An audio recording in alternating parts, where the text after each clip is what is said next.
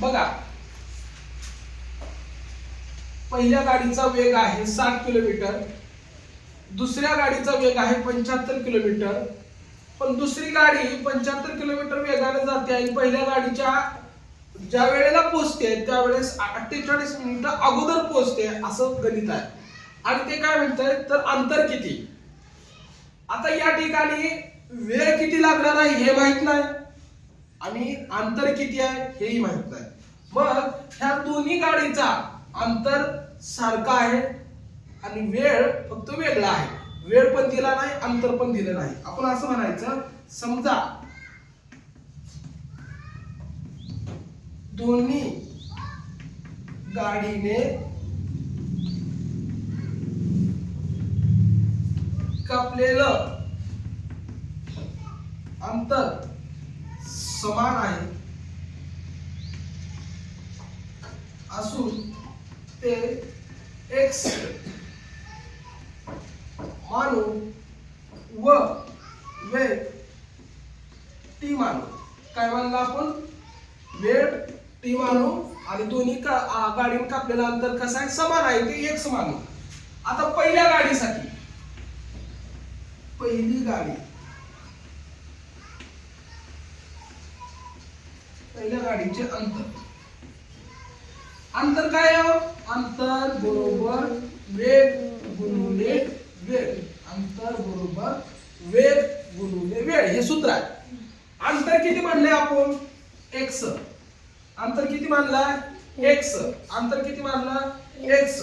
वेग, पहिल्या गाडीचा वेग किती आहे 60 किलोमीटर आणि वेळ किती मानला, t मानला. वेळ किती मानला, t.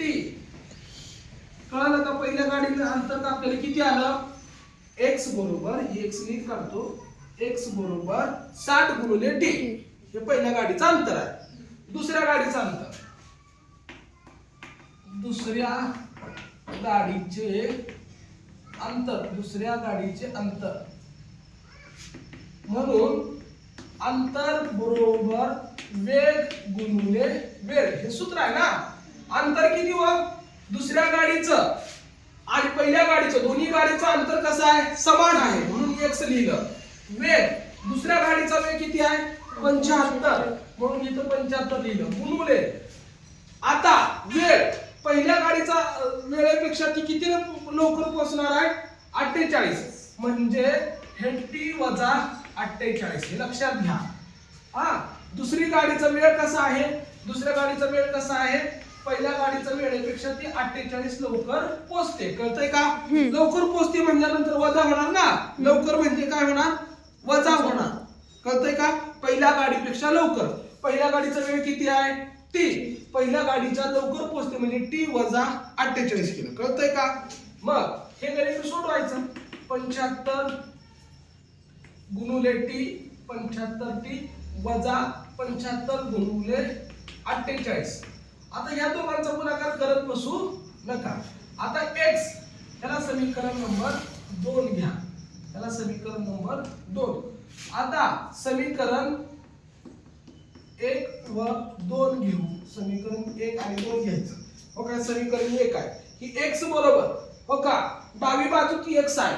ह्या पण समीकरणात डावी बाजू x आहे. म्हणजे जर डावी बाजू सारखी झाली तर उजवी बाजू सुद्धा कशी होऊ शकते, सारखी होऊ शकते. म्हणून आपण उजवी बाजू घ्यायची. 60 गुणिले t, 60 गुणिले t म्हणजे काय येणार हो, 60t येणार. हे घेतलं बरोबर चिन्ह. परत हे काय करणार, 75t वजा 75 गुणिले 48. ह्याचा गुणाकार करत बसत वेळ घालवायचा नाही, तसं ठेवायचं. अधिक 75 आहे, वजा नाही म्हणजे हे कोणतं चिन्ह याला, अधिक आहे. हे इकडे घेऊन या, 60t वजा 75t हे बरोबर चिन्ह. राहिलं काय, हे वजा चिन्ह, हे वजा चिन्ह 75 गुणिले 48. आता 60 मधून 75 वजा होतं का, नाही. मग आपण काय करणार, 60 चं कोणतं चिन्ह आहे, 60 चं अधिक, अधिक वजा वजा, अधिक वजा वजा. त्या 75 मधून 60 घालवू शकतो. किती राहिलं, 75, 15 राहिलं. 75 मधून 60 गेलं, 15 राहिलं. बरोबर आहे का. आणि 75 मोठा आहे म्हणून त्याचं वजा चिन्ह दिलं. बरोबर आहे का. 75 आणि 60 याच्यामध्ये कोण मोठा आहे, 75. तर 75 मोठ्या संख्येचं चिन्ह द्यायचं. बरोबर ही बाजू आहे अशी लिहून घ्या. आता बघा हे वजा निघून जाईल. कळलंय का? हे वजा आणि हे वजा काय होईल अधिक होईल. 75 नाही तर गुणलंय 75 टी म्हणजे 75 गुणिले टी 75 सॉरी 15 गुणिले टी म्हणजे काय 15 टी म्हणजे 15 गुणिले टी 15 ला गुणलंय इकडं तर काय होणार हो भागाकार 75 गुणिले 48 भागिले 15 15 1 15 15 5 75 टी बरोबर 5 गुणिले 48 टी बरोबर 75 40 हातचा गेला 4 5 20 20 आणि 4 24 ही एवढा वेळ आला काय आला हो वेळ आला हा काय आला वेळ.